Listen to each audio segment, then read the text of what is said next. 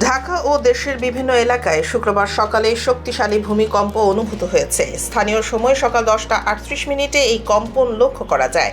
প্রাথমিক তথ্য অনুযায়ী ভূমিকম্পটির মাত্রা প্রায় 5.5 রিক্টার স্কেল ধরা হচ্ছে এবং এর কেন্দ্রস্থল ঘোড়াশালের নিকটবর্তী এলাকা বলে ধারণা করা হচ্ছে।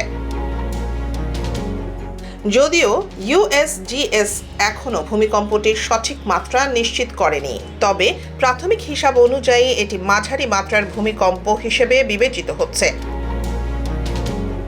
বিশেষজ্ঞরা বলেন, ভূমিকম্পের সময় নিরাপদ স্থানে থাকা, স্থির থাকা এবং কোনো ভারী বস্তু থেকে দূরে থাকা অত্যন্ত জরুরি। ভূমিকম্পের সময় ঢাকার বিভিন্ন এলাকা থেকে মানুষ আতঙ্কিত হয়ে ঘর বাড়ি থেকে রাস্তায় বেরিয়ে আসেন।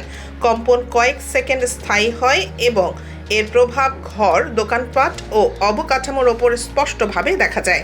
তবে বর্তমানে কোনো গুরুতর ক্ষয়ক্ষতির খবর পাওয়া যায়নি।